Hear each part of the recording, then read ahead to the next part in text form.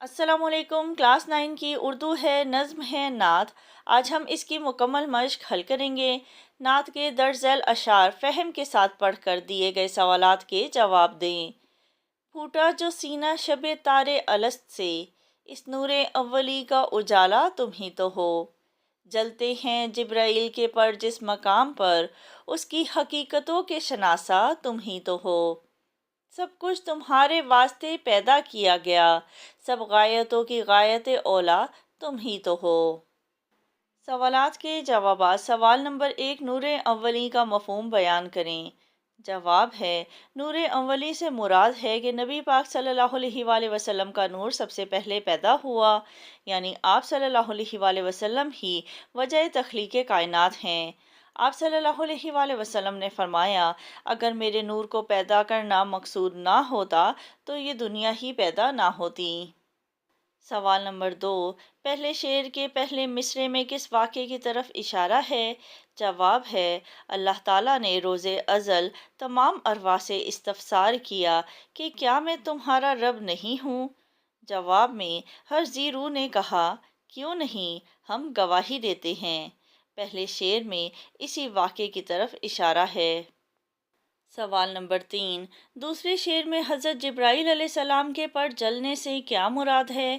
جواب ہے، شعر میں شاعر نے معراج کے واقعے کو تلمیح کے طور پر استعمال کیا ہے۔ عرش پر جب نبی پاک صلی اللہ علیہ وآلہ وسلم اللہ سے ملاقات کے لیے گئے تو سدرۃ المنتہا کے مقام پر حضرت جبرائیل علیہ السلام رک گئے۔ ان کو اس سے آگے جانے کی اجازت نہیں تھی، ورنہ ان کے پر جل جاتے۔ سوال نمبر 4، تیسرے شعر کا مفہوم اپنے الفاظ میں لکھیں۔ جواب ہے، شاعر نے کہا ہے کہ دنیا کی تخلیق کا مقصد نبی پاک صلی اللہ علیہ وآلہ وسلم کی ذات اقدس ہے۔ اللہ تعالیٰ نے اس کائنات کی ہر شے نبی پاک صلی اللہ علیہ وآلہ وسلم کے لیے بنائی ہے۔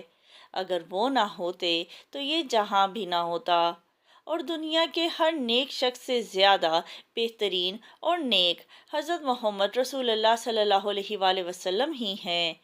ان کا رتبہ باقی تمام انسانوں سے بہت زیادہ ہے۔ سوال نمبر 2، نعت میں بیان کیے گئے اوصاف حمیدہ میں سے کسی ایک صفت پر اپنے علم کے مطابق خیالات کا اظہار کریں۔ جواب ہے، نظم نعت میں آپ صلی اللہ علیہ وآلہ وسلم کے کئی اوصاف حمیدہ بیان کیے گئے ہیں، جن میں سے سب سے زیادہ نمایاں صفت رحمت دو جہاں ہے۔ یہ ایک مسلمہ حقیقت ہے کہ حضور صلی اللہ علیہ وآلہ وسلم کی ذات صرف انسانوں کے لیے نہیں بلکہ پوری کائنات کے لیے باعث رحمت ہے۔ آپ صلی اللہ علیہ وآلہ وسلم کی رحمت کا دائرہ نہ صرف مسلمانوں بلکہ غیر مسلموں، چرند پرند، درختوں اور تمام مخلوقات تک وسیع ہے۔ آپ صلی اللہ علیہ وآلہ وسلم ہمیشہ محبت اور درگزر کا مظاہرہ فرماتے۔ آپ صلی اللہ علیہ وآلہ وسلم کی تعلیمات میں محبت، رواداری اور ہمدردی کا درس ملتا ہے۔ آپ صلی اللہ علیہ وآلہ وسلم نے ہمیشہ غریبوں، یتیموں، مسکینوں اور غلاموں کے ساتھ حسن سلوک کی تاکید فرمائی۔ سوال نمبر 3، نعت کا خلاصہ تحریر کریں۔ جواب ہے، مولانا ظفر علی خان کی اس نعت کے ہر شعر میں نبی پاک صلی اللہ علیہ وآلہ وسلم سے عقیدت اور محبت کا اظہار ملتا ہے۔ اس نعت میں شاعر کہتے ہیں کہ آپ صلی اللہ علیہ وآلہ وسلم نور کی وہ روشنی ہیں جس نے اپنے دور کی تاریکی کو دور کیا۔ آپ صلی اللہ علیہ وآلہ وسلم رحیم و کریم ہیں، مشکل میں مدد کرنے والے ہیں۔ آپ خاتم النبیین صلی اللہ علیہ وآلہ وسلم نے گرتے ہوں کو تھاما ہے۔ آپ صلی اللہ علیہ وآلہ وسلم کو اللہ نے دونوں جہانوں کے لیے رحمت للعالمین بنا کر بھیجا۔ آپ صلی اللہ علیہ وآلہ وسلم جیسا نبی نہ اس دنیا میں آیا ہے نہ قیامت تک آئے گا۔ دنیا و آخرت میں گناہ گاروں، خطا کاروں اور معصیت میں آلودہ لوگوں کے لیے صرف آپ صلی اللہ علیہ وآلہ وسلم ہی کی ذات اقدس وسیلہ ہے۔ معصیت کہتے ہیں نافرمانوں کو۔ یہ جہاں، یہ کونوں مکان آپ صلی اللہ علیہ وآلہ وسلم کے لیے ہی ہیں، وہی اس دو جہاں کے تاجدار ہیں۔ سوال نمبر 4، درج ذیل علامہ اقبال اور احمد ندیم قاسمی کی ایک ایک نعت دی جا رہی ہے۔ آپ دونوں کو پڑھ کر درج ذیل سرگرمیاں انجام دیں۔ نمبر 1، دونوں نظموں کے انداز بیاں کو سمجھ کر تبصرہ کریں۔ نمبر 2، دونوں نظموں کا موازنہ کریں۔ لوح بھی تو قلم بھی تو، تیرا وجود الکتاب، گنبد آبگینہ رنگ تیرے، محیط میں حباب، عالم آب و خاک میں تیرے ظہور سے فروغ، ذرہ ریگ کو دیا تو نے طلوع آفتاب، شوکت سنجر و سلیم تیرے جلال کی نمود، فخر جنید و بایزید تیرے جمال بے نقاب، شوق تیرا اگر نہ ہو میری نماز کا امام، میرا قیام بھی حجاب میرا سجود بھی حجاب۔ علامہ اقبال کی اس نظم کے انداز بیاں کا تبصرہ پڑھتے ہیں۔ جواب ہے، علامہ محمد اقبال کی اس نعت میں جو اسلوب بیان کیا گیا ہے، اس میں رفت تخیل یعنی بلند خیالی، سوز و گداز یعنی رنج و غم کی کیفیت، جدت ترکیب یعنی الفاظ کی جو ترکیب ہے وہ بہت انوکھے انداز سے ہوتی ہے، اور تشبیہ و استعارہ پایا جاتا ہے۔ علامہ محمد اقبال رحمۃ اللہ علیہ نے شاعری کی شکل میں اپنے افکار و نظریات، جذبات اور محسوسات کا جو سرمایہ چھوڑا ہے وہ بہت زیادہ قابل قدر ہے۔ احمد ندیم قاسمی کی نظم پڑھتے ہیں۔ کچھ نہیں مانگتا شاہوں سے یہ شیدا تیرا، اس کی دولت ہے فقط نقش کف پا تیرا، تہ بتہ تیرگیاں ذہن پہ جب لوٹتی ہیں، نور ہو جاتا ہے کچھ اور ہویدا تیرا، کچھ نہیں سوجھتا جب پیاس کی شدت سے مجھے، چھلک اٹھتا ہے میری روح میں می تیرا، پورے قد سے میں کھڑا ہوں تو یہ ہے کرم تیرا، مجھ کو جھکنے نہیں دیتا ہے سہارا تیرا۔ احمد ندیم قاسمی نے اپنی اس نعت میں نبی اکرم صلی اللہ علیہ وآلہ وسلم کی تعریف و توصیف بیان کرتے ہوئے انسان اور اس کے اعمال اور کوششوں وغیرہ کو موضوع کے طور پر ترجیح دی ہے۔ اس کے علاوہ ان کی شاعری میں سادگی کا عنصر بہت نمایاں ہے۔ دونوں نظموں کا موازنہ کریں۔ علامہ محمد اقبال کی نعت اور احمد ندیم قاسمی کی نعت۔ اسلوب بیاں ہے علامہ محمد اقبال کا فلسفیانہ، خطیبانہ، گہرے استعارات اور تشبیہات پر مبنی، اور احمد ندیم قاسمی کا اسلوب بیاں ہے سادہ، نرم لہجہ، جذباتی عقیدت۔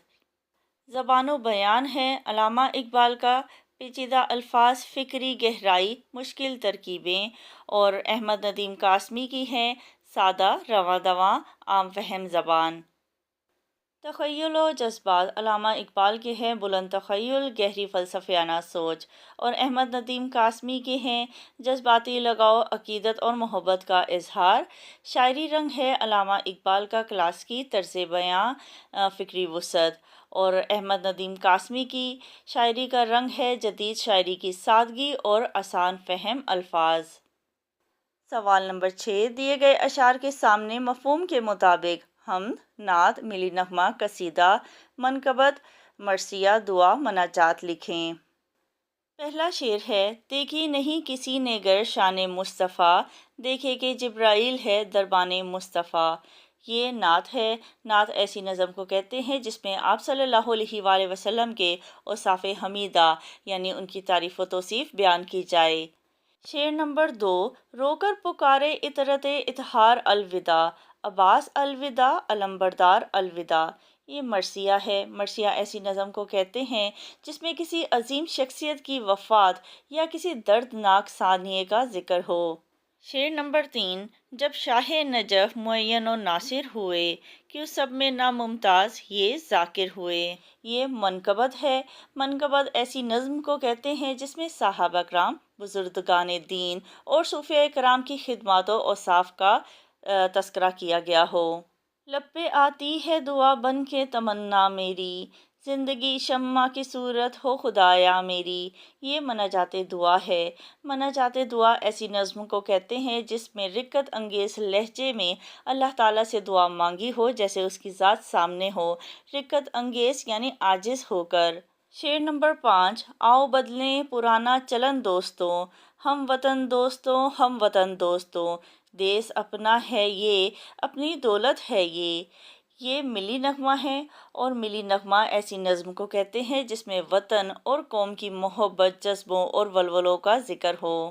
شعر نمبر 6، بزم سلطانی ہوئی آراستہ، کعبہ امن و اما کا در کھلا، شاہ روشن دل بہادر شہ کی ہے، راز ہستی اس پہ سر تسر کھلا۔ یہ ایک قصیدہ ہے۔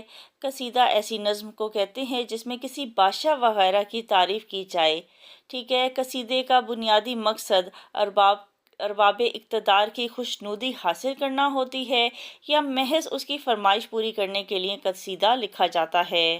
شعر نمبر 7، تو وہ ہے جو ہر ایک بگڑی سنوار دے، میری مراد بھی میرے پروردگار دے، کونین میں ذلیل نہ کر سب کے روبرو، ایمان و عشق و دولت و عز و وقار دے۔ یہ مناجات دعا ہے۔ سوال نمبر 7، ذیل میں ذو معنی الفاظ دیے گئے ہیں، آپ انہیں یاد کریں اور اپنے جملوں میں استعمال کریں۔ ذو معنی الفاظ وہ ہوتے ہیں جن کے دو معنی ہوتے ہیں، جیسے لگن۔ لگن کا ایک معنی ہے برتن اور دوسرا معنی ہے محبت۔ برتن، بازار سے پیتل کے لگن لے آؤ۔ محبت، مجھے کتابوں سے بہت لگن ہے۔ تکرار، تکرار کا ایک معنی ہے بار بار، کامیابی کے لیے محنت کی تکرار ضروری ہے، اور دوسرا معنی ہے جھگڑا، احمد کی تنویر کے ساتھ لفظی تکرار ہوئی۔ بار، بار کا ایک معنی ہے پھل، آم کے درخت پر ابھی بار نہیں لگے۔ دوسرا معنی ہے دفع، میں نے علی کو بہت بار لڑائی کرنے سے منع کیا۔ چاہ، ایک معنی ہے کنواں، ہمارے گاؤں میں صدیوں پرانا چاہ ہے، اور دوسرا معنی ہے محبت، اسے علم سے سچی چاہ تھی لہٰذا وہ محنت کرتا رہا۔ مہر، ایک معنی ہے سورج، بارش کے بعد مہر پوری آب و تاب سے چمکا، اور دوسرا معنی ہے محبت، ماں کی آنکھوں سے خوب مہر جھلک رہی تھی۔ بوستان، ایک معنی ہے اس کا باغ، بوستان میں رنگ برنگے پھول کھلے ہیں، اور دوسرا معنی ہے اس کا کہ یہ ایک کتاب کا نام ہے، شیخ سعدی کی ایک کتاب کا نام بوستان ہے۔ لب، ایک معنی ہے ہونٹ، بچے کے لبوں پر معصوم سی مسکراہٹ تھی، اور دوسرا معنی ہے کنارہ، وہ ساحل کے لب پر بیٹھ کر پرانے وقتوں کو یاد کرنے لگا۔ کف، کف کا ایک معنی ہے جھاگ، دوا لینے کے بعد اس کے منہ سے بہت کف خارج ہوا۔ دوسرا معنی ہے ہتھیلی، اسلم کی کف پر چوٹ لگ گئی۔ ضمیر، ضمیر کا ایک معنی ہے دل، سچ بول کر احمد کا ضمیر مطمئن ہو گیا، اور دوسرا معنی ہے اس میں ضمیر، اس میں ضمیر کی 7 اقسام ہیں۔ سوال نمبر 8، درج ذیل جملوں میں ذو معنی الفاظ کے گرد دائرہ لگائیں۔ الف، حامد کے ابو کوئلے کی کان میں کام کرتے ہیں، کان ذو معنی لفظ ہے۔ ب، ہمیں ہمہ وقت اپنے ایمان کی فکر رہنی چاہیے، ایمان ذو معنی لفظ ہے۔ جیم، تمام مہاجرین ملک شام کی طرف ہجرت کر گئے، شام ذو معنی لفظ ہے۔ دال، میں نے کبھی مغرب کی نماز قضا نہیں کی، مغرب ذو معنی لفظ ہے۔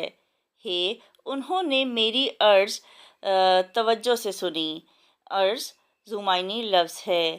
واو، ہم تہہ دل سے اپنی ہار تسلیم کرتے ہیں، ہار ذو معنی لفظ ہے۔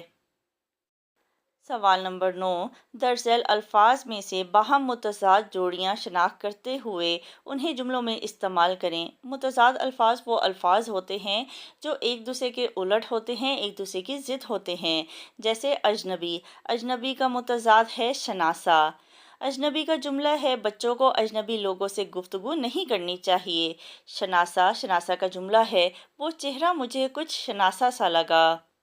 چاہت، چاہت کا متضاد ہے نفرت، چاہت کا جملہ ہے اسے کتابوں سے بچپن ہی سے گہری چاہت تھی، نفرت، مجھے جھوٹ سے سخت نفرت ہے۔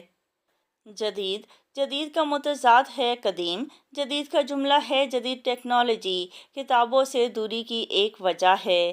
قدیم، قدیم کا جملہ ہے یہ ایک قدیم عمارت ہے جو صدیوں پرانی لگتی ہے۔ بڑھاپا، بڑھاپے کا متضاد ہے جوانی، بڑھاپا انسان کو کمزور کر دیتا ہے، اور جوانی کا جملہ ہے جوانی میں انسان مضبوط اور طاقتور ہوتا ہے۔ خزاں، خزاں کا متضاد ہے بہار، خزاں کے موسم میں درختوں کے پتے جھڑ جاتے ہیں اور بہار کا جملہ ہے، بہار میں طرح طرح کے پھول کھلتے ہیں۔